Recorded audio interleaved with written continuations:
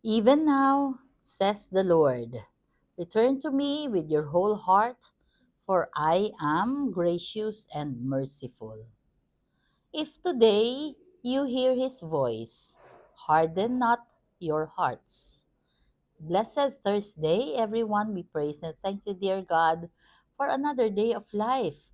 We praise and thank you for the gift of life, the gift of family, of community, the gift of belongingness, and the gift of today.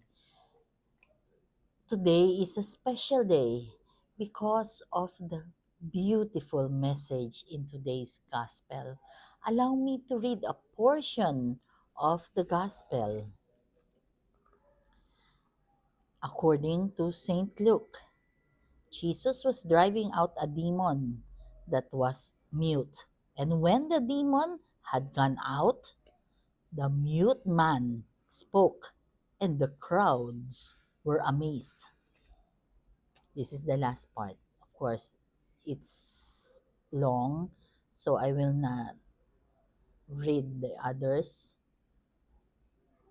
The last part is, whoever is not with me is against me, and whoever does not gather with me scatters. Napaka kanina nung pinagnilayan ko to, yung mensahe ay mababaw lang para sa akin. Pero after the mass with Father Joan, napalalim niya ang pagninilay. Dahil yes, napukaw na yung yung focus ko doon sa mute yung demon, tapos yung mute man nakapagsalita at nagulat, amazed ang mga tao. So yung demon mute, tapos yung mute naman nakapagsalita. Actually, nakafocus na ako doon eh.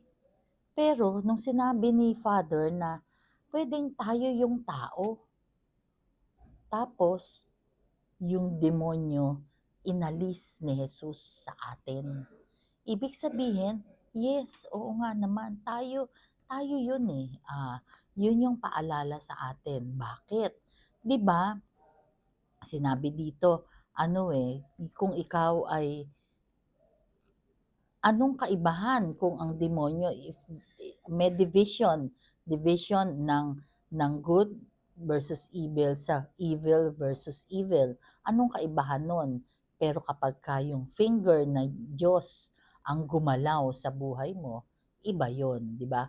Palagi nating nasasabi sa ating buhay sa araw-araw kapag ka wala na tayong magawa, it's the power of the Lord. Actually, yes, everything is about God's power.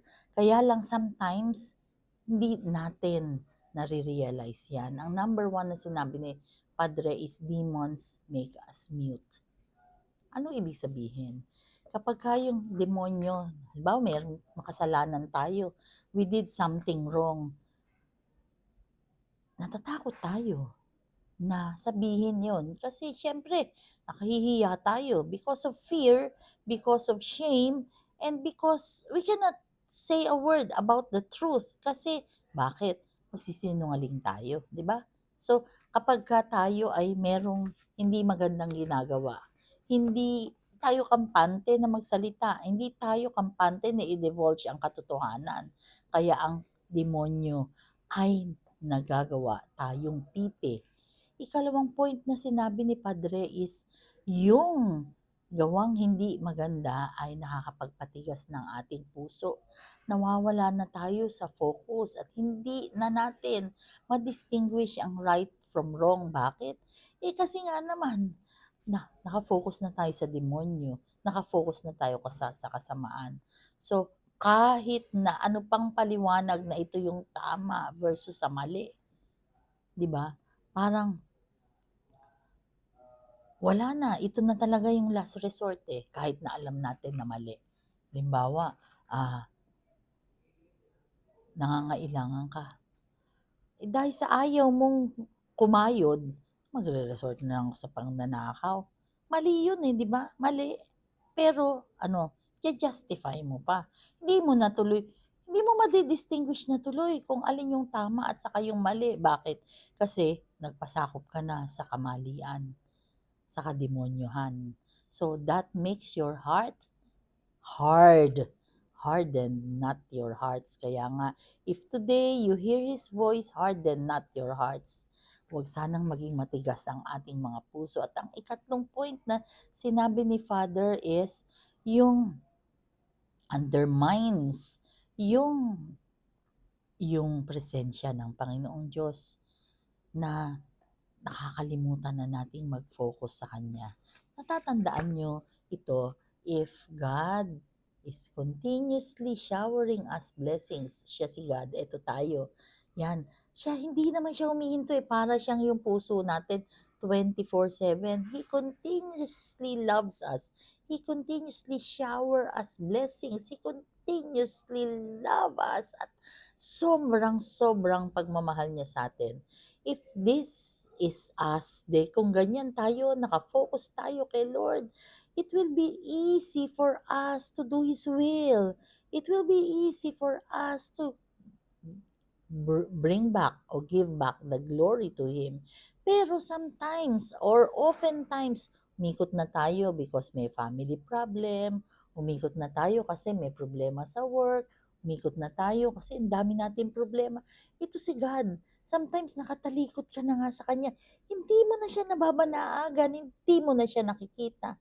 Paano ba tayo babalik dito sa ideal at original position kung saan wala na tayong ibang iintindihin kasi He provides for us, He gives us everything. Ganito sana yung ideal eh. Pero nakaganito ka ba? Nakaganyan ka ba? Nakaganyan ka ba? Ano ba ang pinagkakaabalahan mo? Nasaan ka ba nakatingin? We are being invited and reminded to be in this position. This is the position that we must understand and must do. Why? Because in here, in this position, we are focused on God. His goodness, His kindness, yung pagmamahal niya sa atin. Nawa ang Kwaresmang dadating, ang feast ng ating pananampalataya will bring us back to this position. This is the original position kung paano tayo ay magbibigay ng papuri at pasasalamat sa Poong May Kapal. Let us pray. Lord God, we are sorry for our sins, either of commission or omission. We pray for healing of those who are sick, those who are requesting for prayers, and those who are praying with us right here, right now. Panginoon, be with us always and in all ways and allow your presence in our lives to manifest. Stay with us dahil without you, we are nothing, Lord God. Kami po ay mahina. Kami po ay baliwala kung wala kayo. All this we pray in your mighty name through the intercession of our blessed Mama Mary. Amen.